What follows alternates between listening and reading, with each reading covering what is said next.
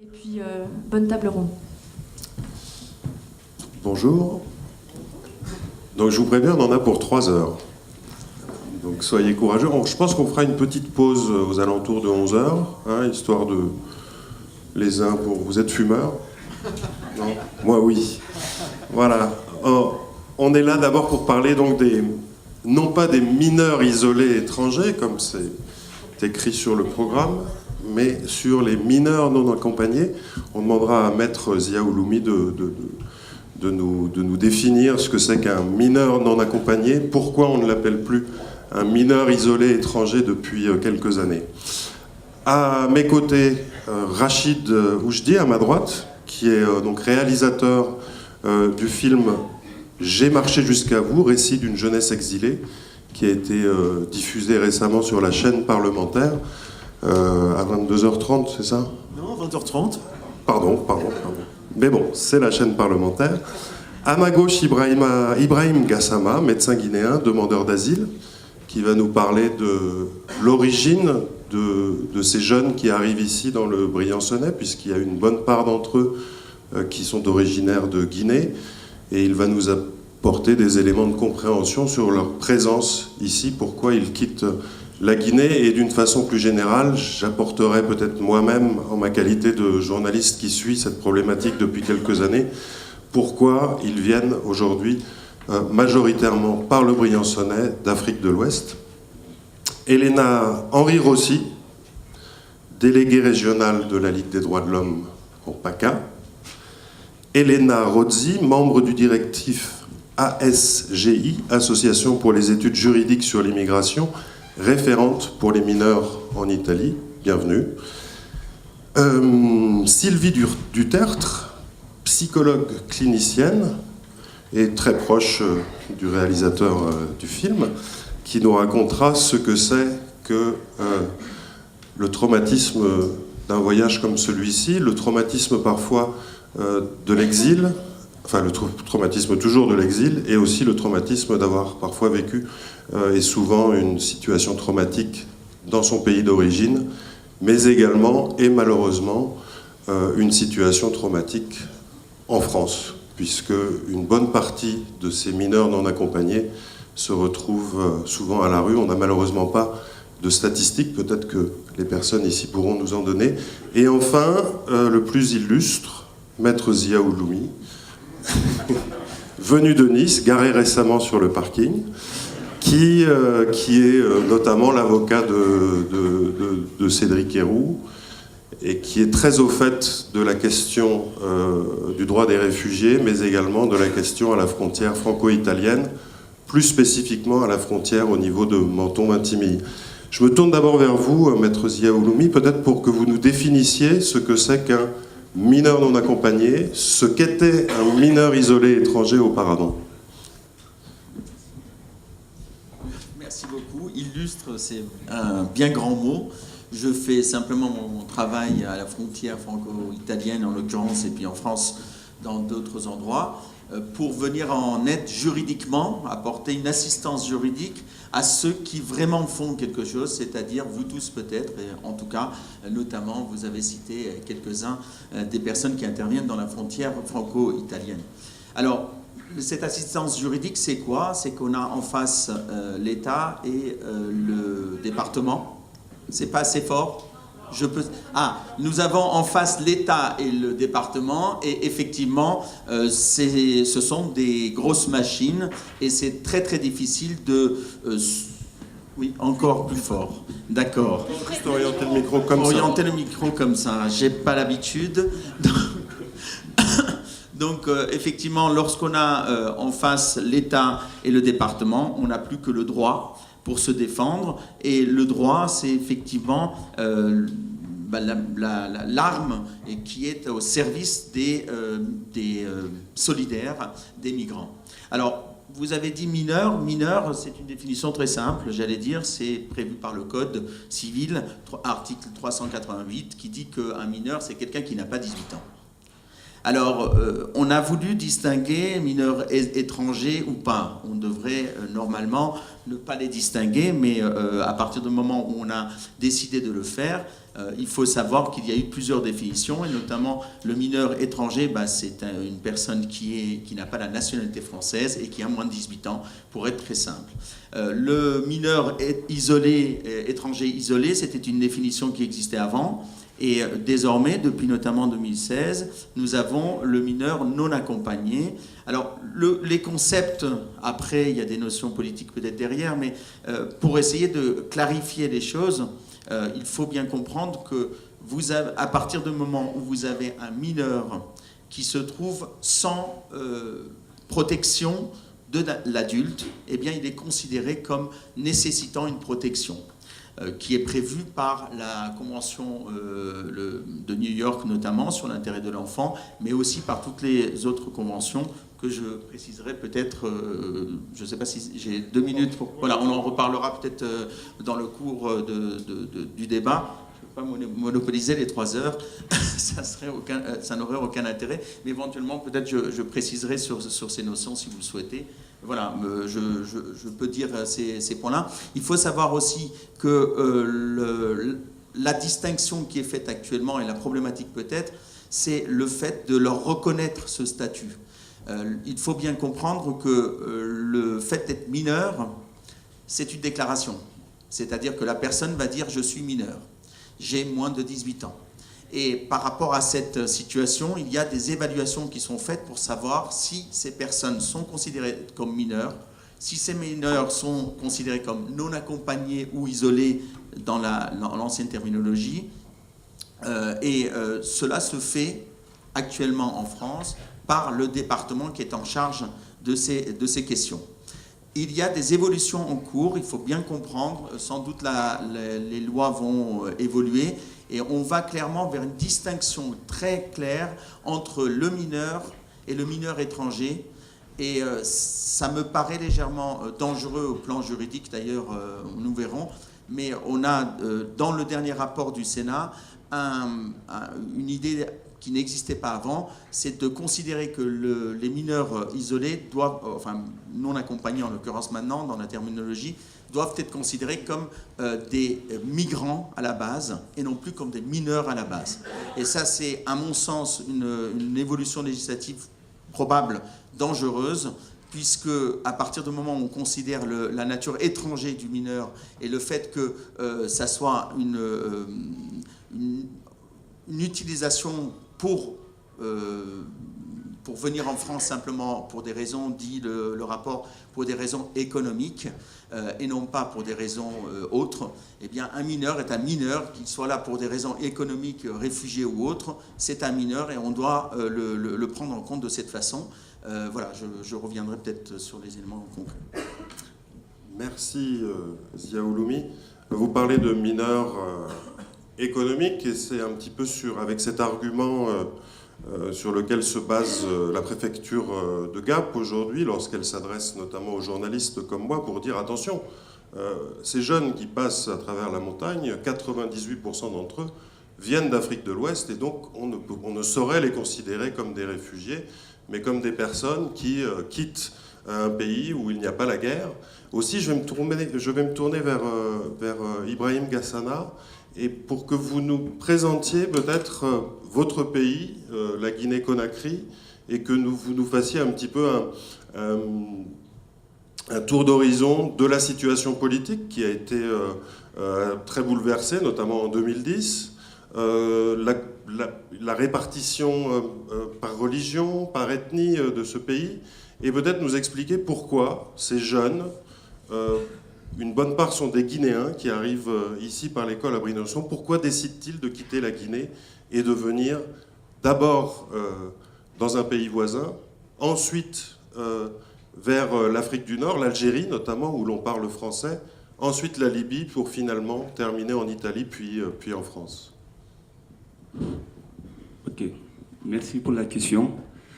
Elle est vaste, mais je vous adresse si vous voulez. C'est une question qui est un peu compliquée, parce que chaque fois les gens le disent, qu'en Afrique de l'Ouest, il n'y a pas la guerre, puis les gens migrent vers l'Europe.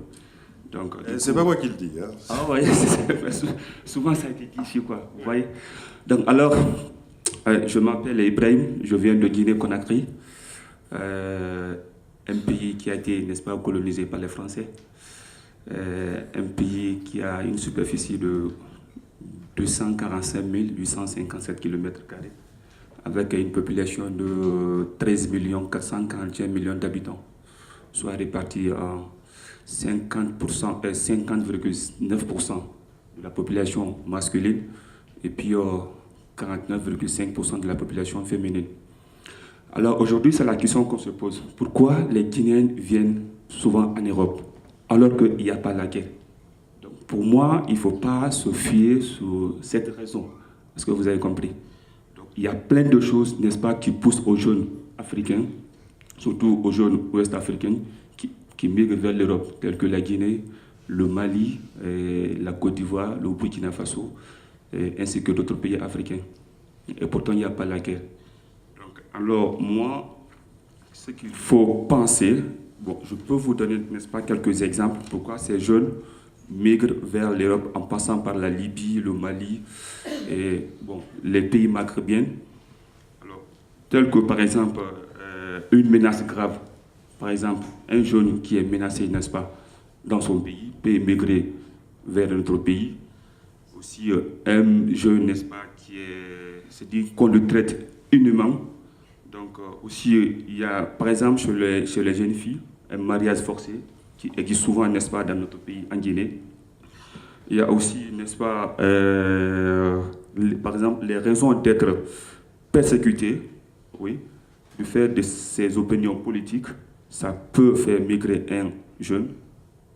Il y a aussi, donc il y a plein, n'est-ce pas, des éléments qui peuvent pousser, n'est-ce pas, ces jeunes à migrer vers l'Europe en passant par les pays maghrébiens jusqu'à atteindre l'Europe. Donc, il se trouve que, n'est-ce pas, chez nous, tous les jeunes Guinéens se plaignent, n'est-ce pas, de l'impunité. Est-ce que vous avez compris? Donc, aujourd'hui, qu'est-ce qui se passe aujourd'hui en Guinée? Bon, dans la culture mandingue, ou ce que nous disons chez nous, quand l'eau est versée, n'est-ce pas, à terre, on ne peut plus la ramasser. Donc, il y a une évidence aujourd'hui en Guinée, c'est que les Guinéens que nous sommes, nous n'arrivons plus, n'est-ce pas, à travailler dans ce pays. Est-ce que vous avez compris? Et puis, rester dans ce pays pour les raisons de violence, c'est devenu un problème majeur pour les jeunes, pour les mineurs. Et puis, surtout, n'est-ce pas, il y a une insécurité totale qui est dans ce pays. Et puis, par exemple, des règlements de compte, et puis la discrimination, des persécutions, de l'opinion politique, des tortures. Donc, tous ces jeunes qui sont là, dans cette salle, je pense qu'ils ne peuvent pas nier, n'est-ce pas, ce qui se passe, n'est-ce pas, dans le pays. Donc, je me réserve pour d'autres questions. Alors, il y a très peu d'enquêtes qui ont été menées sur l'origine de ces jeunes, enfin sur pourquoi ces jeunes originaires de l'Afrique de l'Ouest décident de venir, non pas en Europe, parce que ce sont d'abord des jeunes qui décident d'aller dans un pays limitrophe d'abord. Ils quittent souvent, selon ces récentes études, leur pays pour les raisons que vous venez de citer, mais également ils quittent un environnement familial qui leur est défavorable. Cet environnement familial, il peut être celui d'un mari qui prend une seconde femme, laquelle ne veut plus s'occuper des enfants. Un environnement familial où le jeune sait qu'il ne va pas avoir d'avenir. Un environnement familial trop pauvre pour pouvoir poursuivre ses études. Et le projet migratoire, lorsqu'il s'élabore, il n'est pas d'aller jusqu'en Europe, mais d'abord d'aller dans un pays voisin, ce peut être pour les Guinéens la Gambie ou le Burkina. Et c'est un projet migratoire qui s'échafaude à mesure que les enfants décident de quitter leur pays. En ce sens qu'une fois arrivés dans un pays limitrophe, ils décident de poursuivre vers un autre pays limitrophe, avec notamment pour objectif d'aller d'abord faire des études en Algérie, où c'est francophone. Vous avez des exemples à ce sujet, Ibrahim? Bon, par rapport, n'est-ce pas, à ce sujet, vous savez, en Guinée, bon, je prends le cas, n'est-ce pas, de la Guinée. Vous savez, en Guinée, la scolarité, n'est-ce pas, des enfants, c'est cher. Donc, quand tu n'as pas des moyens, par exemple, tu ne peux pas, n'est-ce pas, scolariser tes enfants. Et puis, tu peux voir, n'est-ce pas, dans une famille où le père de famille, au moins, a épousé 4 femmes. Donc, comment est-ce que ce père de famille peut, n'est-ce pas, gérer sa famille, étant que, n'est-ce pas, il a plein d'enfants. Donc, et puis, il n'a pas assez de moyens, n'est-ce pas, pour scolariser ses enfants. Donc, moi, à mon avis, ces enfants, bon, une fois, n'est-ce pas, à l'école, ils ne peuvent pas terminer parce qu'ils n'ont pas de moyens.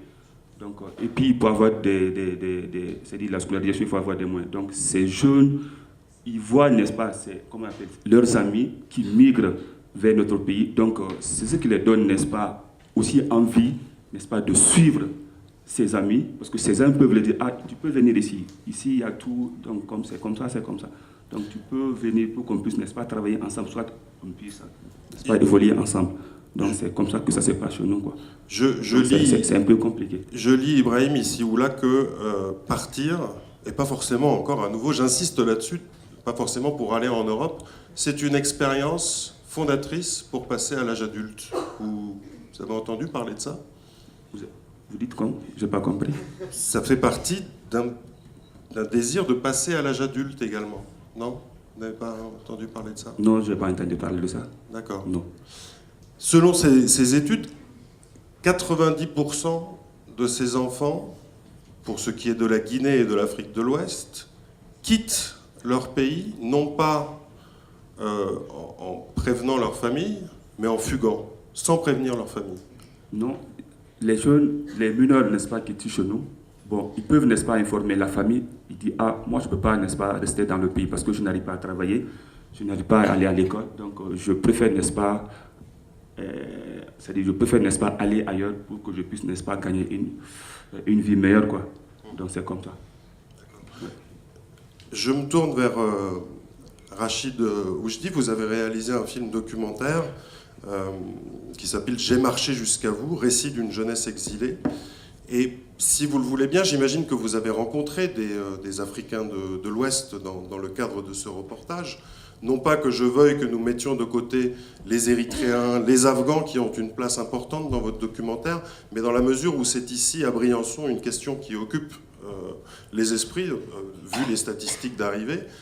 Qu'est-ce qu'ils vous disent, ces enfants que vous avez rencontrés ? Tout d'abord, bonjour. Alors, il y a un ensemble de choses. Alors, il y a des choses qui rejoignent ce qui vient d'être dit.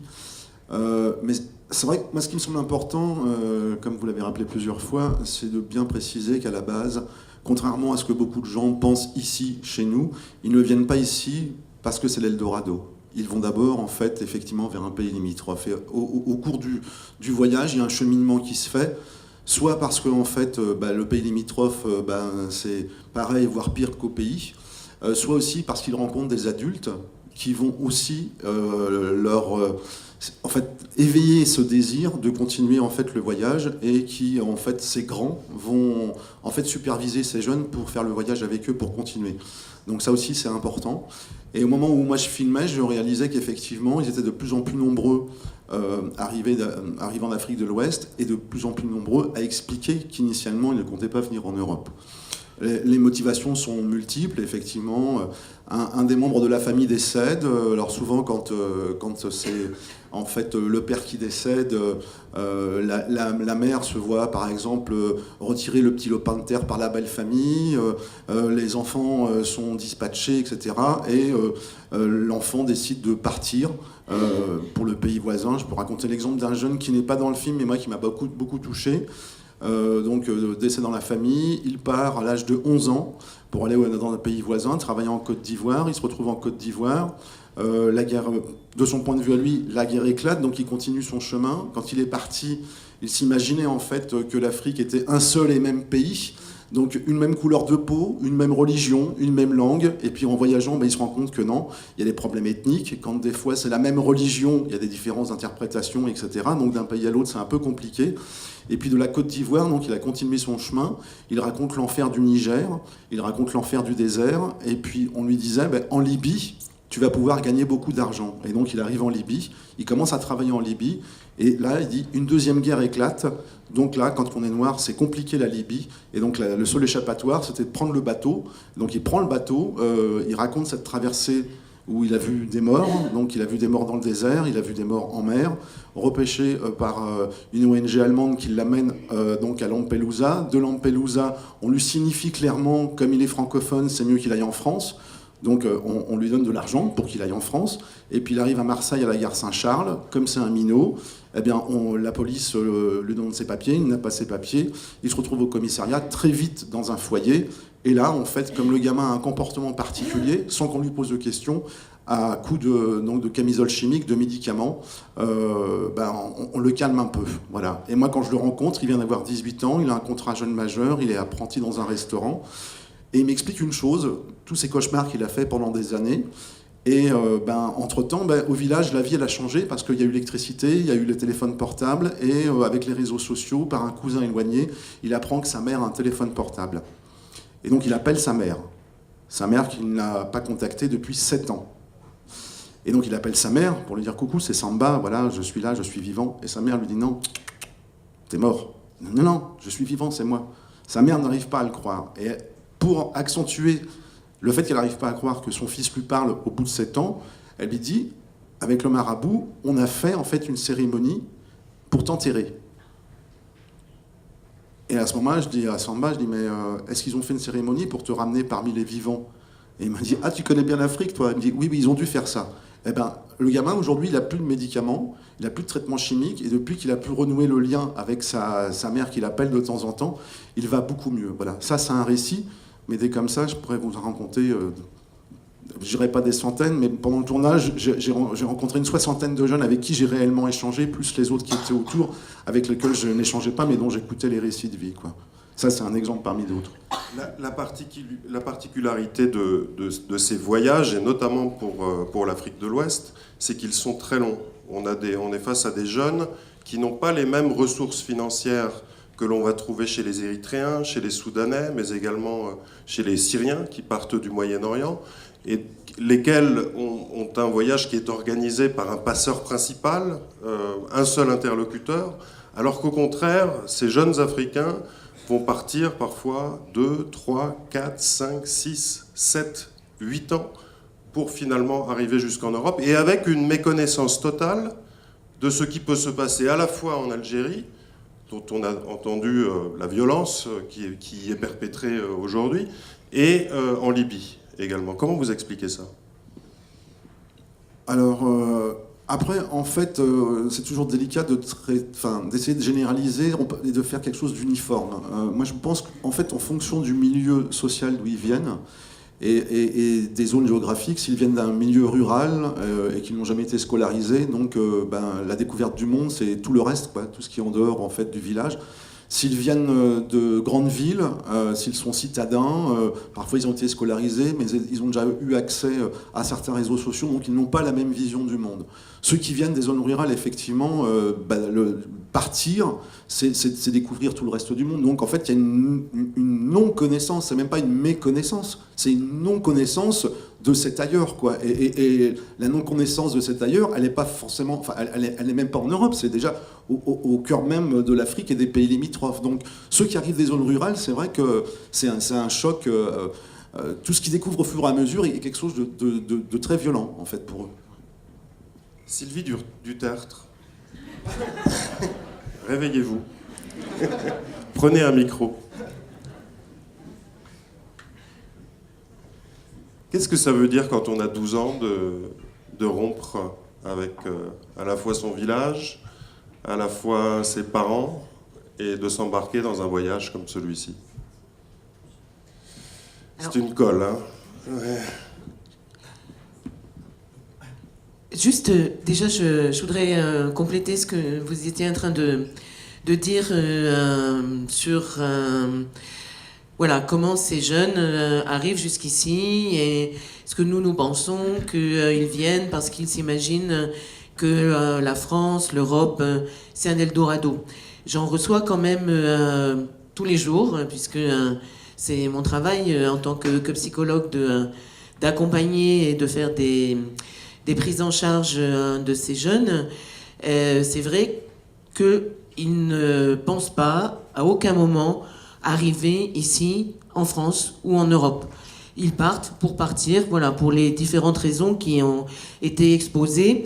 Et c'est vrai que, à force d'entendre des récits dans lesquels il y a des choses communes qui reviennent, je me pose la question, il faudrait que ce soit des chercheurs qui développent une thématique de recherche là-dessus, c'est que il y a des endroits, j'entends parler régulièrement de Bamako, au Mali, où ces jeunes font des rencontres, et c'est à partir de ces rencontres qu'ils vont commencer tout ce parcours migratoire. Donc ils sont pris dans, alors je dirais entre guillemets, des réseaux, ou bien des adultes qui vont leur demander de travailler parce qu'ils sont physiquement très très solides, hein, pour financer le voyage.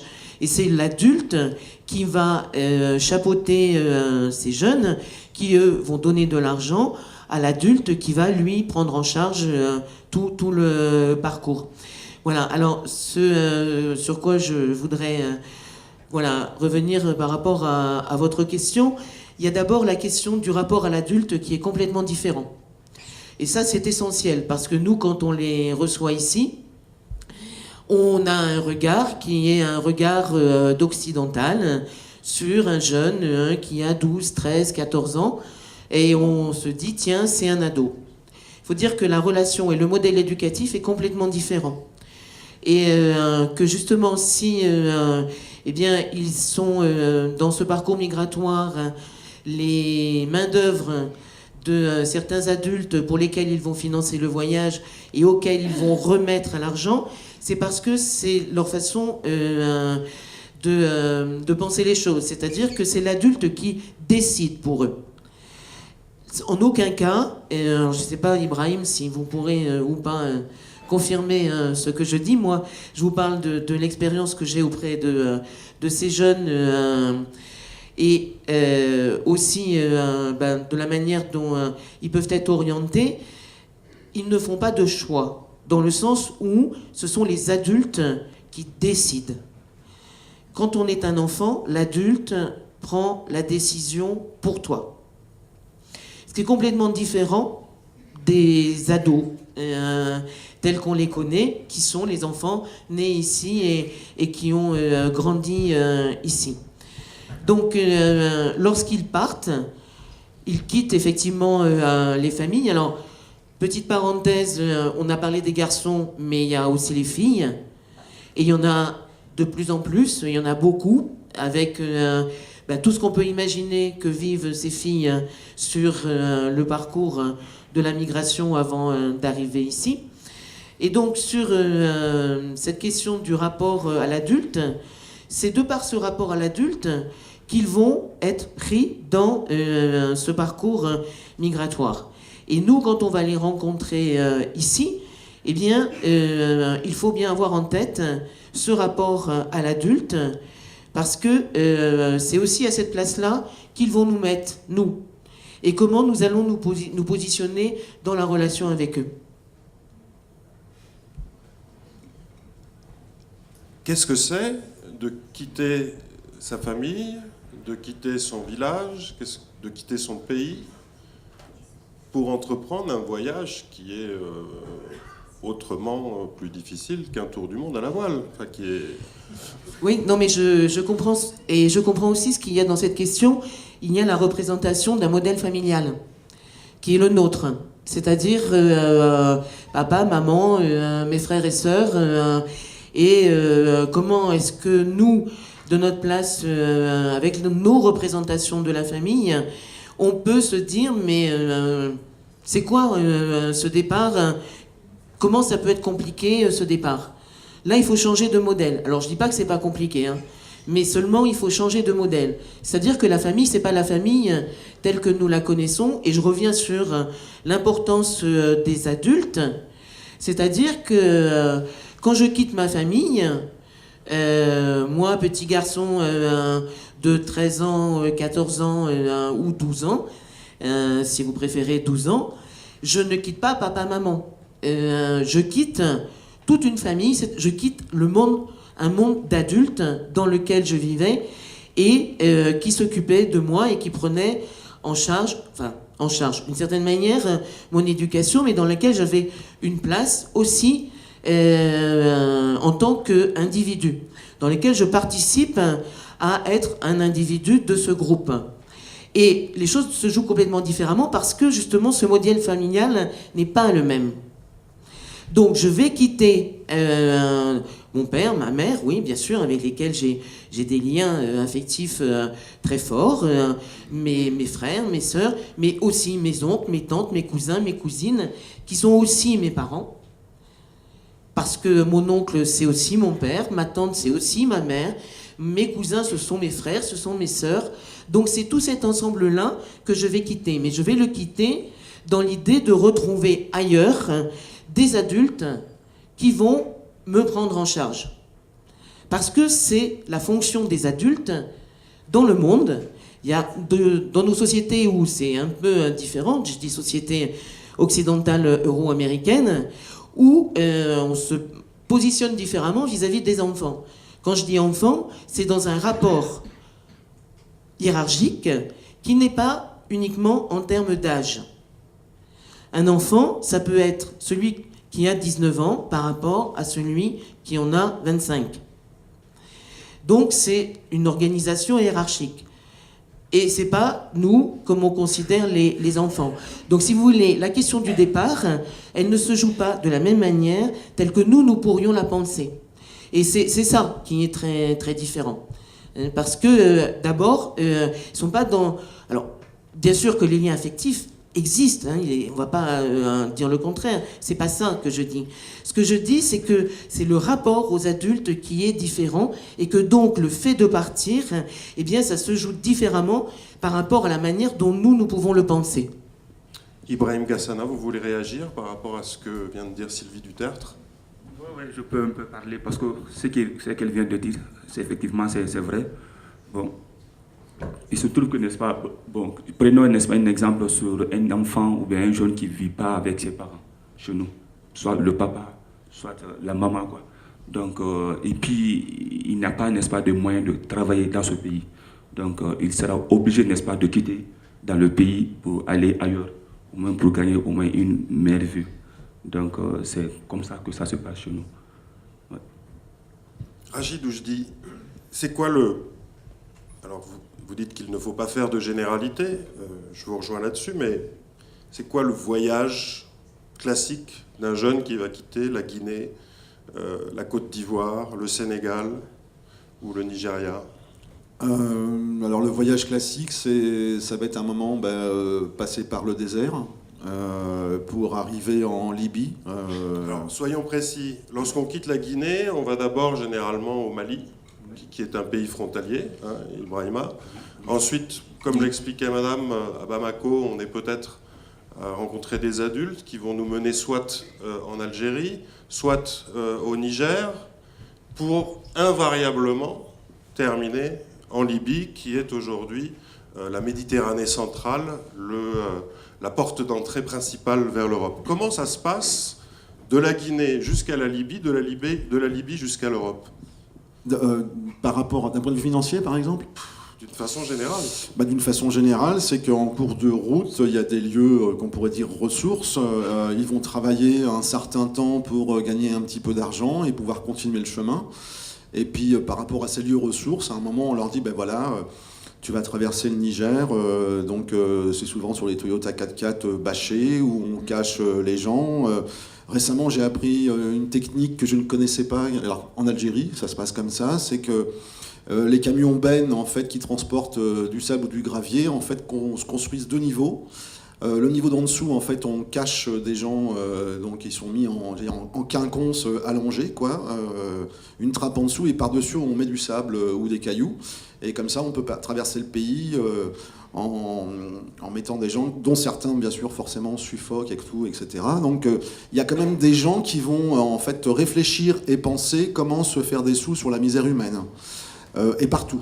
Et puis il y a certains pays, là en ce moment, comme effectivement l'Algérie, le Maroc un petit peu. Sur le Maroc, au moment où, quand il passait par l'Espagne, du côté de Tanger, ça commençait à être un petit peu dangereux pour ceux qui arrivaient d'Afrique subsaharienne. C'est pour ça d'ailleurs que les chemins bifurquent. Et puis concernant la Libye, il faut savoir qu'il y a des agents recruteurs de Libye qui descendent un petit peu plus bas en Afrique subsaharienne pour inciter en fait les gens à remonter de ce côté-là avant d'être, maintenant on le sait, d'être traités en esclaves, quoi. Donc le cheminement est un peu classique, hein, la remontée au fur et à mesure, travailler de temps en temps.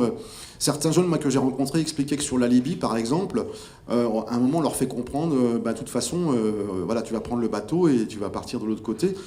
Eux, dans leur idée, c'était pas forcément une envie, et donc pendant un certain temps, ils vont travailler dans le bâtiment, à la reconstruction, et 3 semaines, 1 mois, et on va considérer que ce mois de travail ou 2 mois de travail va correspondre au prix de la traversée. Parfois, il y a des jeunes en fait qui se retrouvent sur une plage et on leur dit voilà, tu vas monter sur le bateau.